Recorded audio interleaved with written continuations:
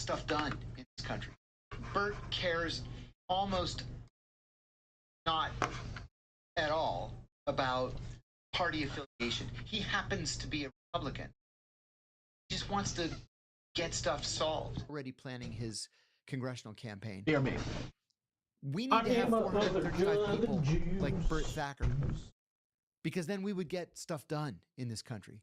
Bert cares almost not at all about party affiliation. He happens to be a Republican, Right.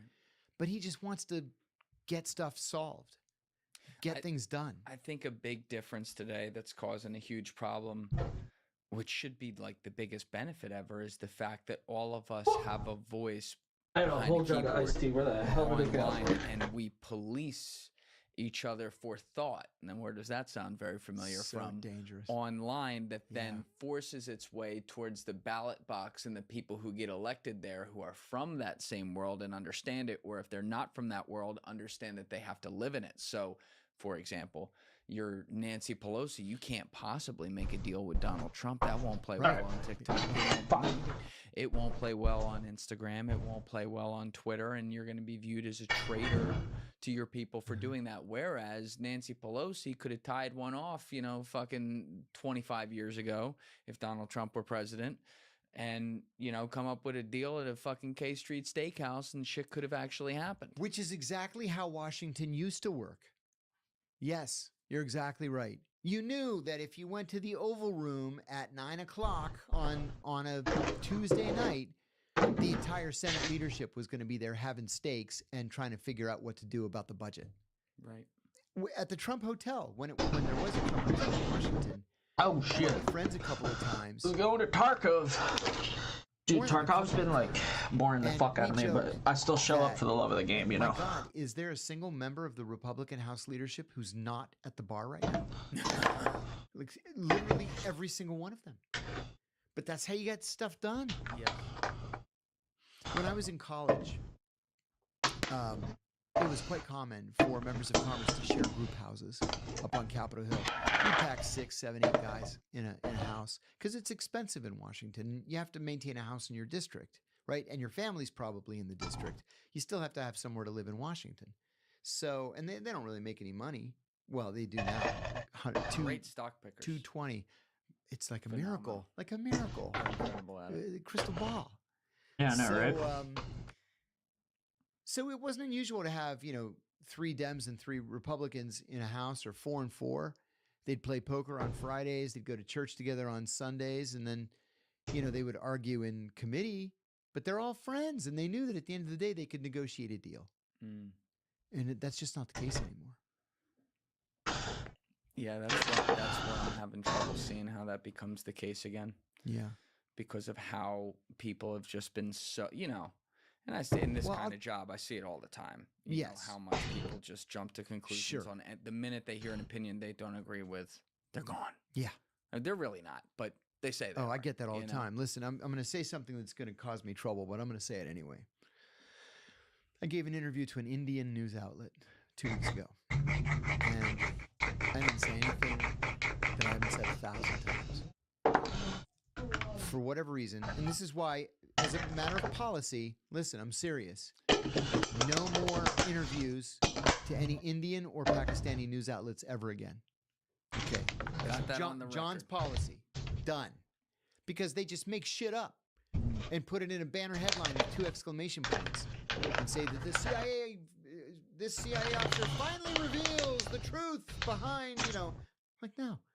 I told you, my information's 25 years old. Okay, so I said one thing. I said, in a conventional conflict, India would beat Pakistan. Because it has 5 times the people. Yeah. The death threats. I've lost count of how many death threats I received.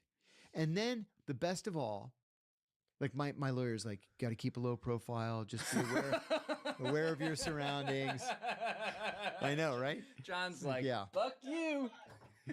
So I get a letter from the president of Imran Khan's political party, right? man. Whatever it's called, Oh, the Pakistan, whatever party. You got a letter. A letter for in the an mail. interview. And he says that they condemn in the strongest possible terms what I said to the Indians, and they demand an immediate apology to His Excellency, the former Prime Minister, to the members of the party, and to the people of Pakistan. For giving an opinion? Yeah. So my lawyer's like, just throw it away. Just throw it away. So I didn't throw it away. I sent him an email, and I said, Oh, my God. in regards to your demand for an apology, I wipe my ass with your demand for an apology. And I hit send. And that's how I left it. And I haven't heard back from them. So my lawyer's like, well, that speaking offer at the Pakistani military academy, yeah, you're not going to be doing that. And I said, Yeah, no, it's gone. no, I'll never go back ever again. But they don't treat me with respect anyway. You could have just said, explain bin Laden. Yeah, Start exactly. there. I mean, yeah, like it would appear mathematically India would body bag Pakistan. No, Yes, no, they would. Pakistan, no disrespect. It's They just, would. you know. And you know why they hate each other so much? Because they're exactly alike. That's why. Really? It used to be one country, right? India, Pakistan, and Bangladesh was one country No shit. called the Indian subcontinent, right? And then in 1947, India and Pakistan had a brutal, bloody war, and they split off. So all the Muslims went west to Pakistan, and all the Hindus went east to India. But now there are more Muslims than there are, pretty much anybody else, and they have a higher birth rate in India. Right. But anyway, and then by 1971, I think it was, Bangladesh is like, screw this.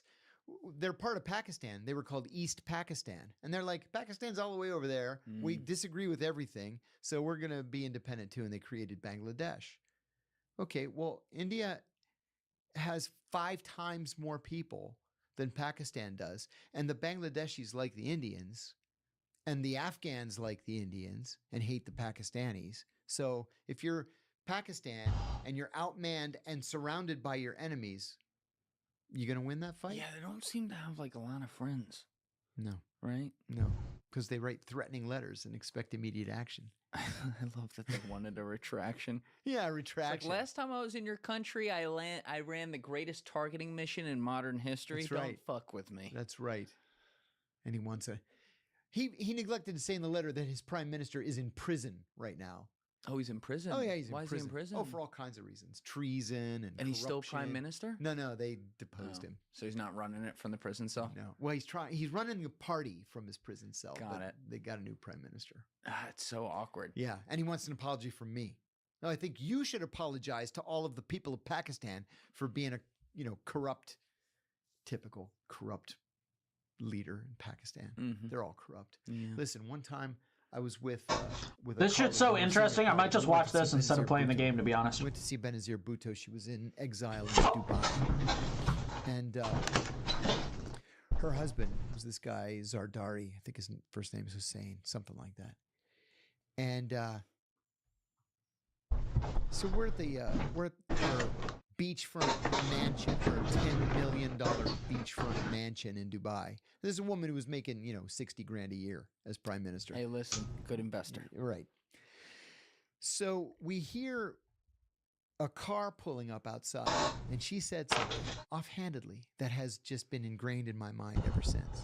She says, "So help me God, if he's pulling up in another Bentley, I'm going to lose my mind." And my boss and I kind of look at each other like, corrupt a little bit? Yeah.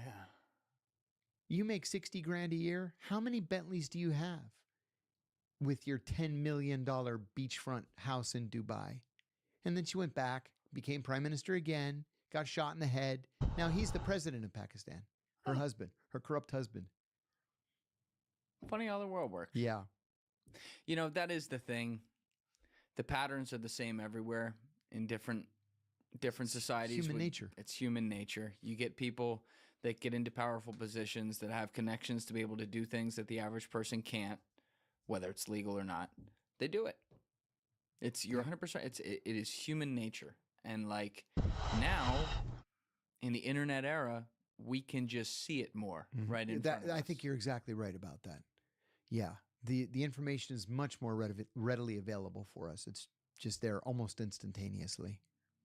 How much in your career at CIA did you either see directly or get an inkling or a vibe of,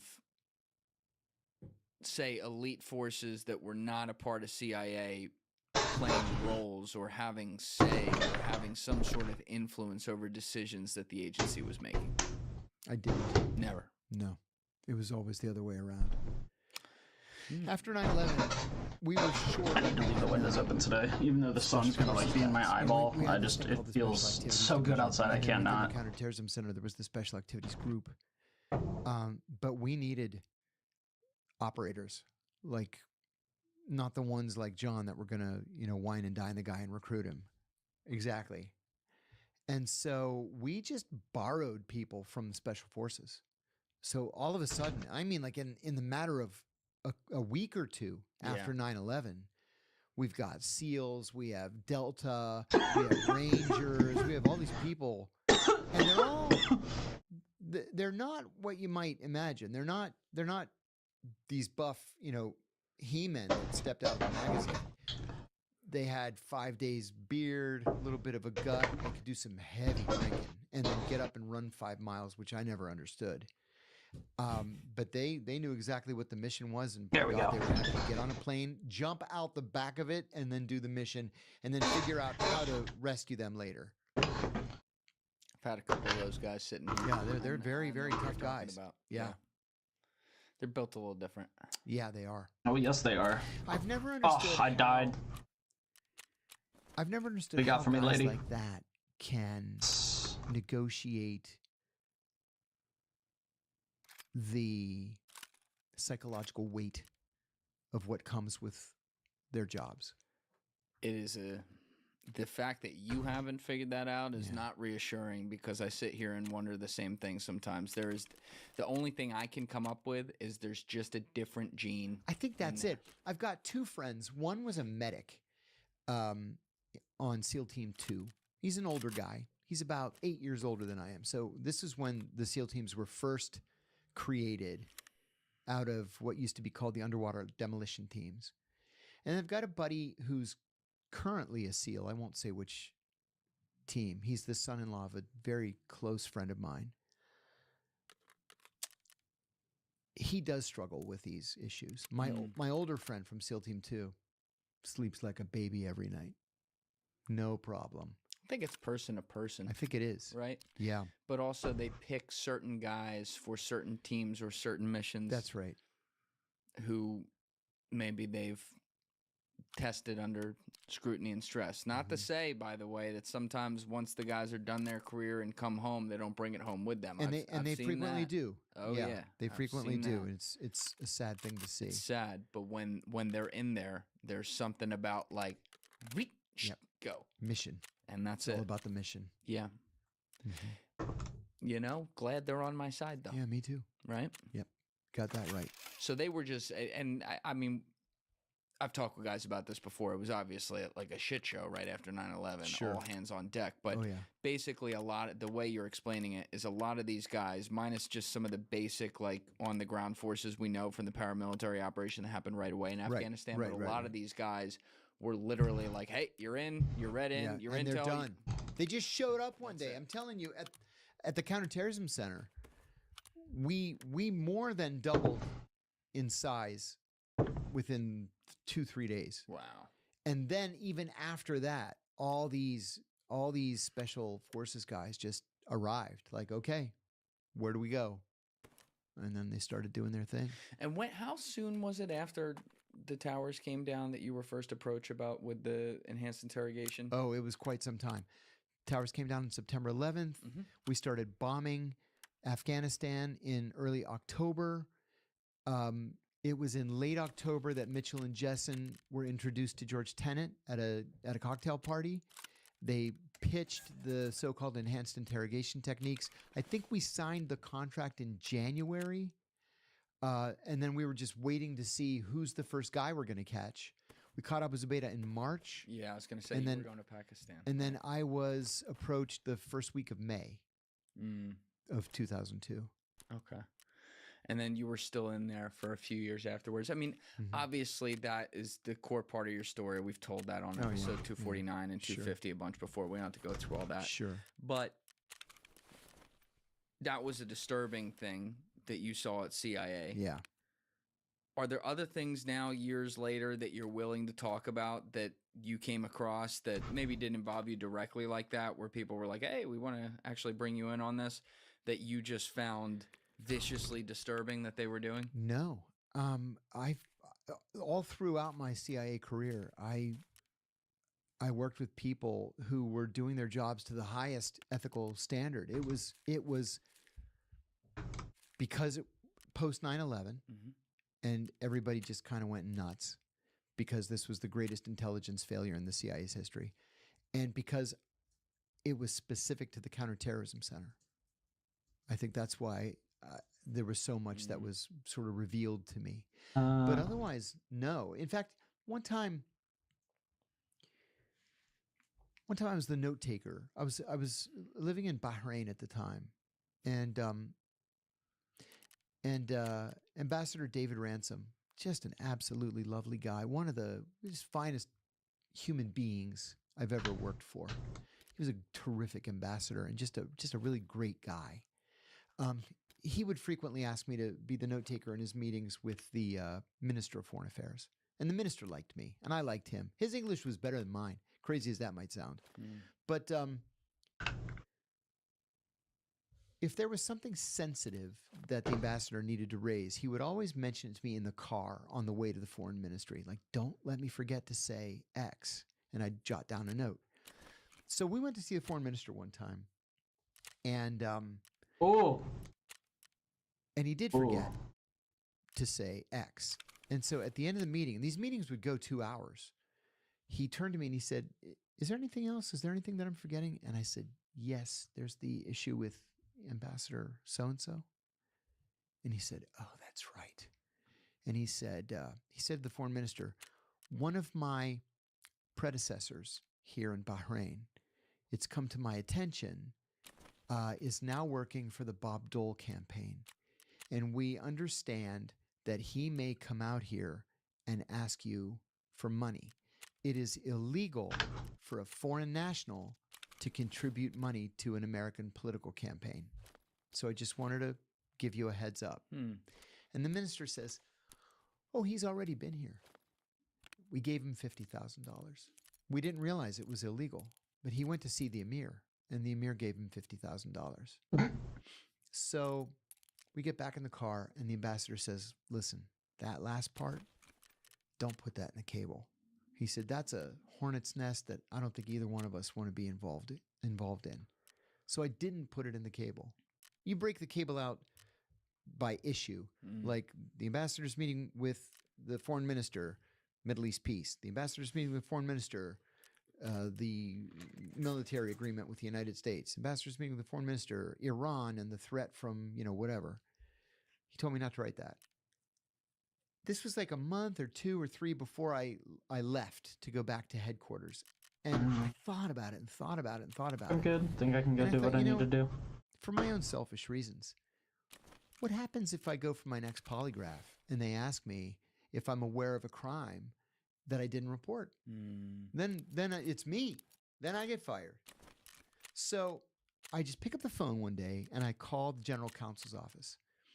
A guy answers the phone, George. And I said, hi, my name's John Kiriakou. I'm in the Office of Near Eastern South Asian Analysis. He goes, wait, Kiriakou, are you from Farrell, Pennsylvania? And I go, what? I go, yeah, I was born in Farrell, Pennsylvania. He said, is your dad Chris? And I said, yeah, you know my dad? And he said, your dad was the best man in my in-laws' wedding. Oh my God. And I said, oh, cool. He says, oh, let's have coffee. I said, okay, better than just reporting this crime over the phone to a stranger. So we meet in the cafeteria. Nice guy. We're still friendly. Not friends, but we're friendly. So I said, there's something I'm aware of. I don't know if it's a big deal or not. It kind of feels like it might be a big deal, but I don't want it to trip me up on the polygraph. So I told him, he's like, ooh, yeah, that's a felony. And I said, okay, so I'm done. I don't have to write it down or anything. He said, put it in an email and send it to me. He said, I'll send it over to I DOJ. just got called but at the very least, we or have something. to report it, because I don't know what if it is, word but gets back to DOJ that you knew about it, or I knew about it, or your ambassador knew about it, we're all liable to be prosecuted. Right. So I sent him an email, and I don't know, a year later or so, since he was Greek and we had this Greek American kind of group at the agency, we would have lunch together once a month. After that, once George Tenet became director, I asked him, whatever happened to that thing? He said, they didn't give a shit. Nothing ever happened. And I said, okay, well, we did the right thing. You did the right thing. I wonder if it had 2 zeros at the end of that, 2 extra Right. zeros, if they would have given a little more of a shit. Right. I mean, $50K from the Amir feels like, grab that change off the ashtray. Listen, You know what I mean? The DCM, the Deputy Chief of Mission, another good guy. His wife developed a very serious case of breast cancer while we were there, and she had to be medevaced back to the United States. And the DCM went to curtail his position. He had to go back, take care of his wife. Are we? Okay.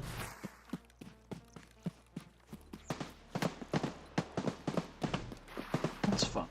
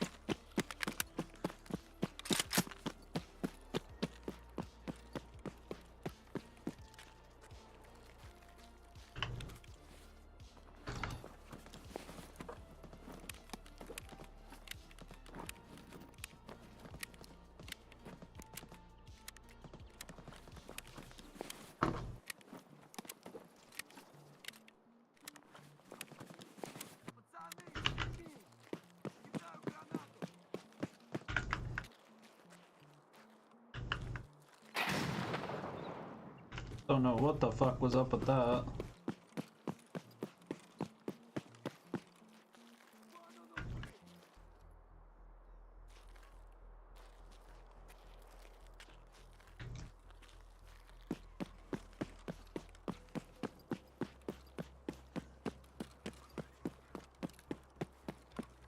I think I remember where this Ollie shipping thing is. You guys have fun with that, man.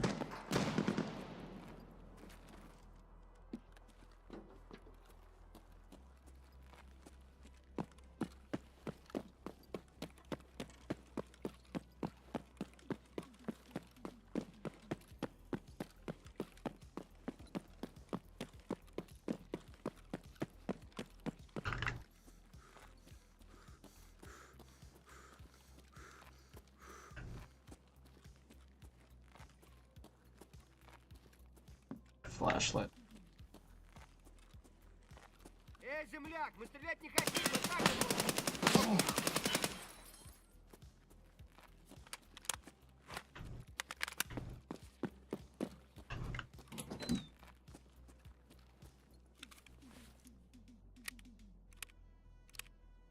Sounds okay.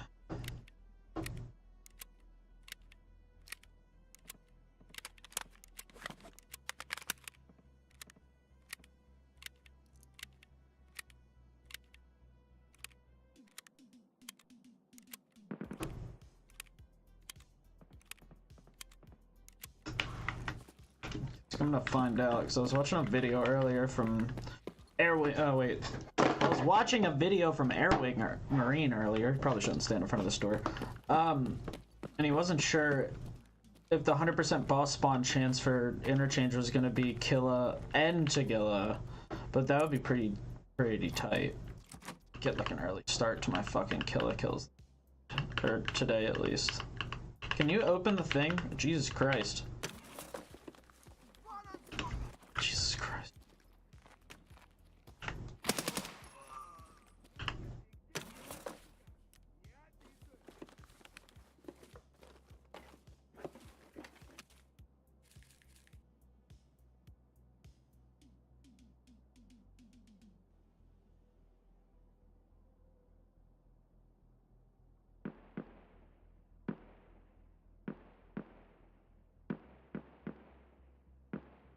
Alright, I need to talk to a bank attorney soon.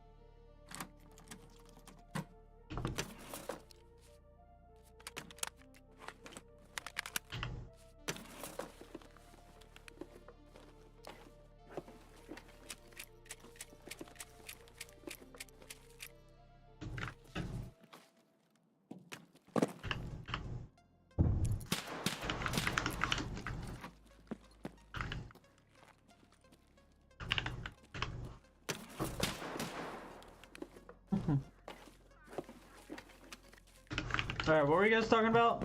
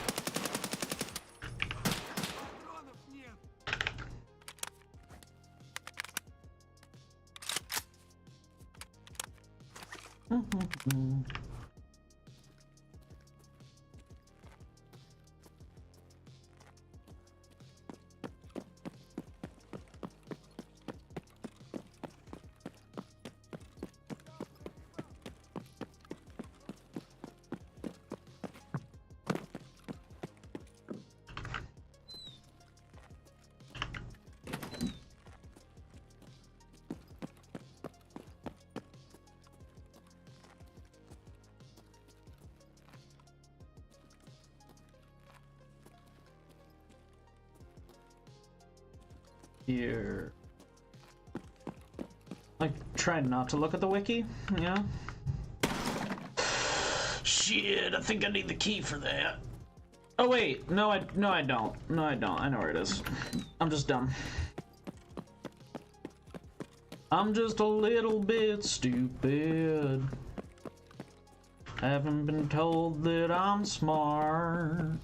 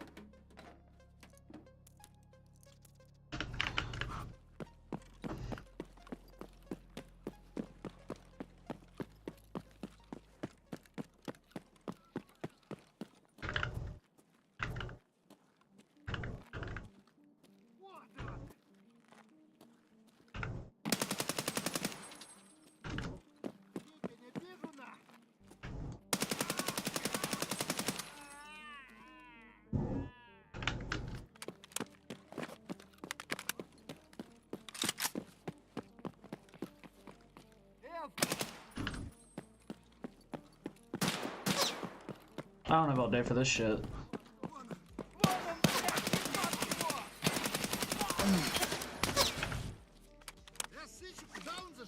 That hurt. And my pussy itches.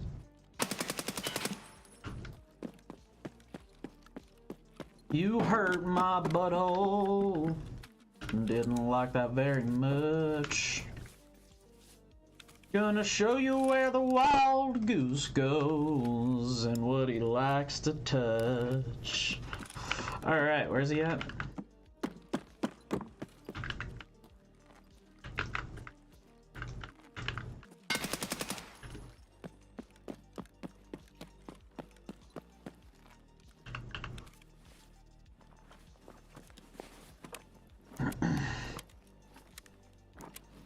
Yes. Put this up my butt.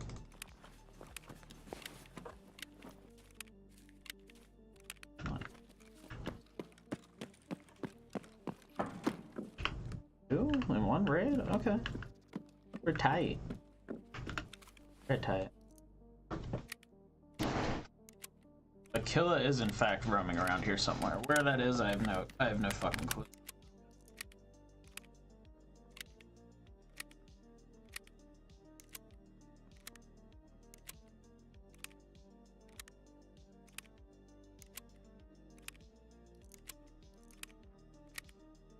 yeah, that's BT. I don't.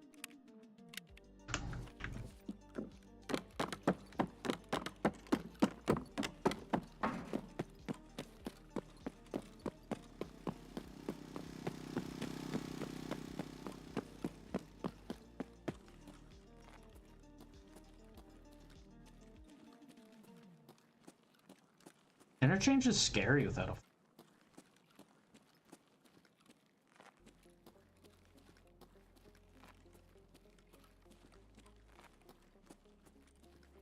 Вали кепку на!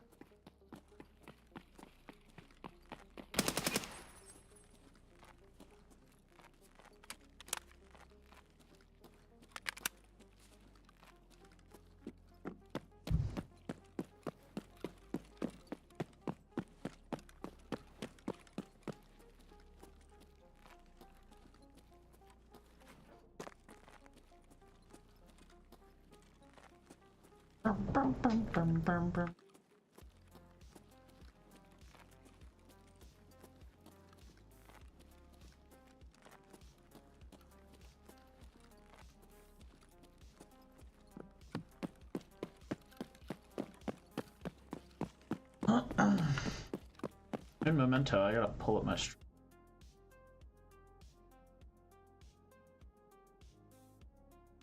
Oh. Yeah. Oh, alright, cool. That's tip. I think it's like somewhere.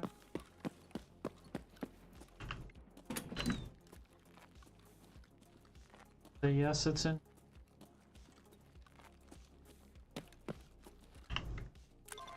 My guess was correct. Yippee.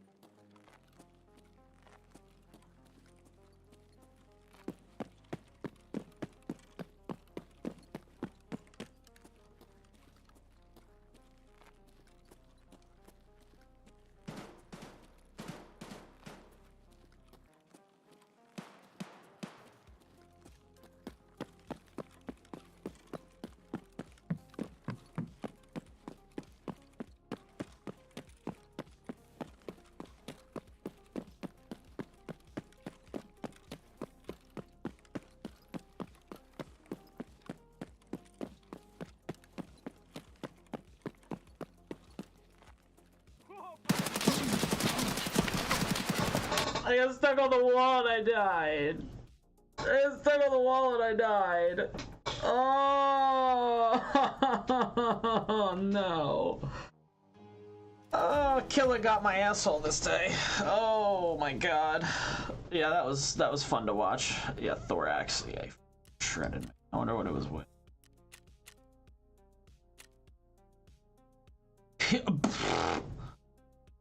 Yeah, no wonder I died. I'm surprised I didn't die faster. Holy shit. That hurt my pussy.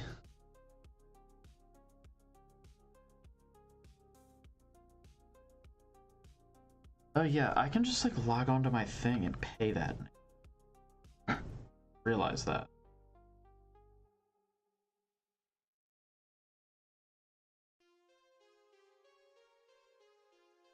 Should be able to just log in and. Oh no. It's gonna load.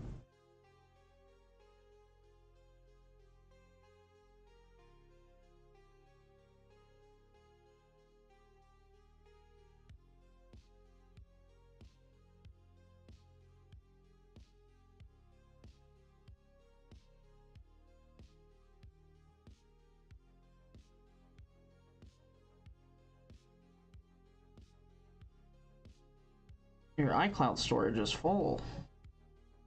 This was the problem last time with storage. I don't have iCloud because I have to like delete.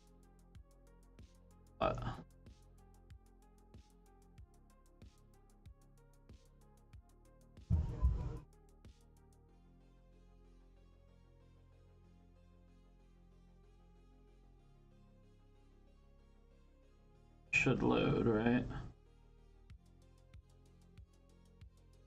Sorry, I like have to do this. It's actually kind of stressing me out a little bit. And the combination of just dying now is not fucking helpful at all. Still need to go back, so.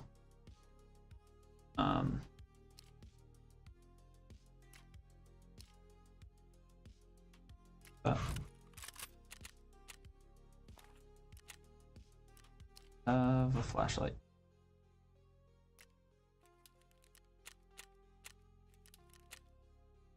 Usually don't like rocking out with like good shit if I've died a lot, because I like to be in kind of a group when I'm using good stuff. Plus it's fun to work up from the bottom, you know. Started from the bottom, now we're here. Get more. Alright, whatever. I will pay for more fucking iCloud storage. So annoying that they do this shit to you.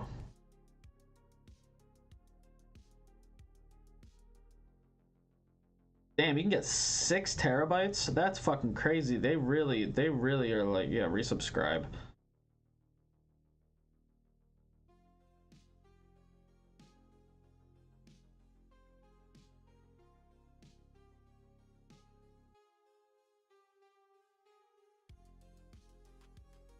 I said this to a family member of mine.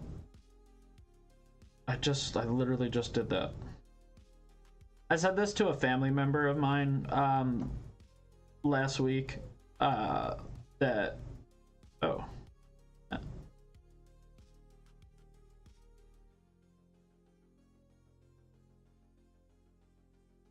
when I get a new phone, I'm going over to. Okay. What? Oh, that's fucking why, because you're not using the one that I've been using. That's fucking annoying. Oh yeah, because it's not on this phone. Wow, I know this is boring. Let me put on John Kiriakio. Etc., etc. They had a 9-year-old daughter at the time. This box arrives from the Royal Diwan. It's just a box wrapped in brown paper. And he said to me, I got something from the Royal Diwan. And I said, well, that's kind of cool. I never got anything from the Royal Diwan, the Royal Palace. And he says, don't leave. I'm thinking I might need a witness. And I said, okay. He opens it up, $50,000 in cash with a get well card to his wife. That's what lovely people they were. They are. They remain lovely people. We can't accept $50,000. So I walked 20 feet to the ambassador's office and knocked on the door. And I said, Ambassador, you're going to want to see this. So he comes over. He's like, oh, for God's sake. There we go. He said, I just got it from the Royal Diwan. And he said, okay, we need to count Life it. is so expensive. So we counted it all out. It was $50,000. And then I wrote a cable to the Treasury Department saying, we're pouching back $50,000 that's from the Emir. And it just goes into the Treasury. With our tax dollars. Well, I guess thank you for the donation to our tax revenue. Yeah. There's something gets used, right? Yeah, it gets used. Sure. Do you think that, have you discovered things in the years since being out of CIA, which has been a long time now? Yeah, been out a long time. That shocks you? And before you answer that, the reason I ask that is because whether it's CIA, NSA, Sure, wherever, a brilliant tactic that all these bureaucracies use is they compartmentalize people to work on what they're working on. That's right. And that's what they want you to do. Yeah. They want you to be compartmentalized so you're not wondering what That's Fred's right. doing down the hall. That's right. Because it's none of your damn business what Fred's doing down the hall. So question remains, are there things that you've discovered that CIA does that doesn't have to be for a bad reason either, but Oh, that, yeah. You know, I've been that shocked. shocks you? Yeah, I've been shocked. I was shocked with the Vault 7 revelations in 2017. The WikiLeaks stuff. Yeah, that was shocking. Now, what was that? Vault 7 is very complicated. Among other things, Vault 7 showed that the CIA had developed hacking capability where they could hack into, you know, the Russians, the Chinese, the Iranians, the Cubans, whomever, hack the system, and then leave traces of the hack on purpose, but with the traces written in Cyrillic or Mandarin, so that once they were discovered by the IT security guys in those countries, they'd say, "Oh, it was the Russians that did it. They left one little line of code, and it's all written in Russian." Conveniently. Yeah.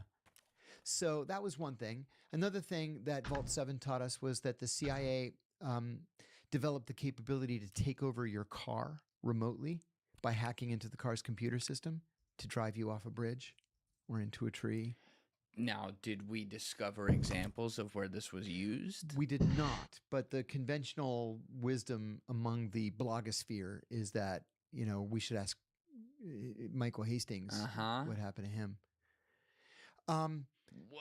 Yeah, Vault 7 also told us that the CIA is able to take over a smart TV to turn the speaker into a microphone so that it broadcasts everything taking place in the room with the TV still off. Damn. Well, the TV's on, so hello. Pretty impressive. Hello, Langley. Yeah. How are you? So what that told me, those are very cool. And there were a dozen more things that were part of Vault 7. But what it also told me is that the CIA is running parallel operations with NSA. Why is the CIA developing this stuff? This is NSA and DARPA that should be doing it. And NSA and DARPA are doing it. What's but the CIA is line there, also John? doing it. How do you, what? Because on the one hand, they have so much money that they can't spend it all. So they just make their own NSA, make their own DARPA. I have a buddy, I sat next to him for the first 3.5 years of my career. He's now the deputy director of the CIA for innovation. What's that? He was always a computer nerd. Yeah.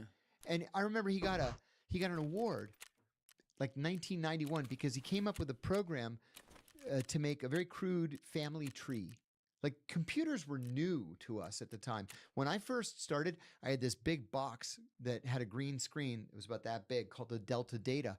And I had an IBM Selectric 3 typewriter next to me because half of what we did was on the typewriter still. So he came up with this crude family tree so we could do the Saudi royal family, the Kuwaiti royal family, Bahraini royal family, just so it's, clear when you're doing your analysis. And they were like, "Wow, you did that on this new computer? That's amazing.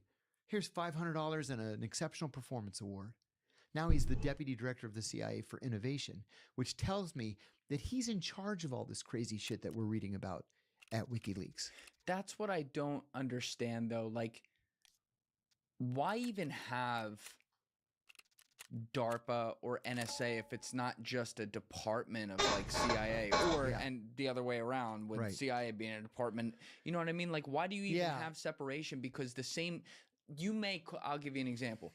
You may call on fucking Tim Cook at Apple to take care of something they need. If you're DARPA, it's and CIA can call them too. Yeah, sure. So why aren't they all just under one roof? Oftentimes it's a bureaucratic pissing match where the Secretary of Defense will say, well, CIA does its own thing for its own reasons. We're very specific. Our mission is, to protect the homeland and our troops and whatever. CIA is like, we don't really give a shit about the troops. We don't have anything to do with the troops except maybe we'll see them in the cafeteria when we're at some base somewhere. So we want it for CIA reasons. And NSA is like, well, wait a minute. We're NSA. This is exactly what we're supposed to be doing. So we're going to be doing it. But again, when you have so much money that you can't spend it all in a fiscal year, you end up just replicating what the other guys are doing. And does Congress even actually know what kind of money that CIA has? No. How does that get hidden so easily? Every single year after year after year after year, Congress appropriates more money than the Defense Department asks for. I wonder why. Yeah. Because then you're not weak on defense. Those pinkos, otherwise, Yeah, and there's how many trillions of dollars missing. And after how many years of internal audits, PricewaterhouseCoopers just gave up and said, we don't know where this money went. It's just gone. How do you, like, what kind of, I guess, look through, see through, work with, however you want to say it, did you have with NSA? during I- your career for things you did, I and had what a- was that like? I had a good relationship with NSA. I made a point of making that long drive out to NSA at least once a year just to say, hey, how you guys doing? What are you working on? Let's go have a coffee in the cafeteria. And then we would invite them to come over to the agency. They would always come like 6 or 8 at a time, and we'd spend the day and take them to the gift shop and So whatever. you got along. Oh you'd yeah, say. always got along. And then they would call and say, "Listen, we're going to publish something in about an hour, but you need to know what this is because you work on XYZ issue." And they would give me a heads up, so I could call the 7th floor and say, "Listen, NSA's coming out with something big. This is what they're going to say." And that was a valuable relationship. Even operationally, I had a good relationship with NSA to the point where in one of my overseas tours, I worked closely with an NSA officer, and he really did me a solid. There were a couple of phone numbers I asked him to just start intercepting and tell me if there's anything interesting. And just to be a nice guy, he also began intercepting the phone of one of my sources. And so he said to me one day, "Hey, I have a present for you." And he gives me this file, and it's a transcript of everything that my source has said. And I was like, this is fucking brilliant. So now I can say, "Hey, do you ever talk to so-and-so?" Because I know it's there. I know he does. And then if he says, "Yeah, actually, I talked to him on Tuesday." "You did? What did he say?" And then he'll just parrot back. So I know he's telling the truth. That's called operational vetting. And so I can write to headquarters and say, I know for 100% certainty that he's telling me the truth. Wow. So Yeah.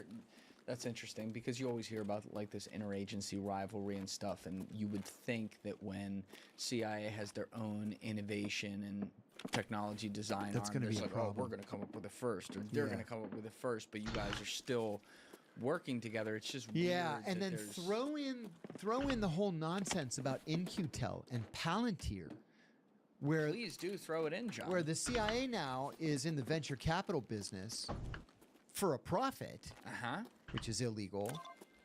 They Not if you're writing the law. not if you're writing the laws. Where the CIA in the immediate aftermath of 9/11 created something called InQtel, which is a cutesy, play on Intel with Q from the James Bond movies in the middle. Like, I hope they didn't pay somebody to come up with that. But anyway, it's like the kind of famous story that the tourism board of Scotland spent $150,000 hiring a consulting firm to come up with a tourism slogan, and for $150,000 they came up with "Visit Scotland." It's true. Google Well, it. that's the consulting class for you. Yeah. So anyway, they came up with InQtel. InQtel's very first investment was not a lot. It was like, I can't remember if it's $1.5 million. I think it's $1.5 million to Palantir. In like 03, something like that. 02, yeah. And now Palantir is a $1 trillion company that makes most of its money contracting with the CIA. It's a publicly traded company. And everybody, listen, I subscribe to Barron's. Every week it's like, buy Palantir, buy Palantir, buy Palantir. What do you think of their capabilities and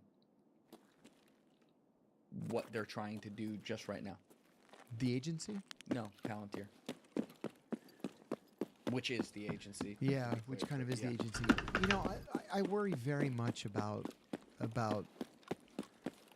it's even too weak to say encroachment on our civil liberties. I worry about the violation of our civil liberties very much. It is against the law for the CIA to spy on Americans, period. Period. That's it. It's against the law. But they do every day.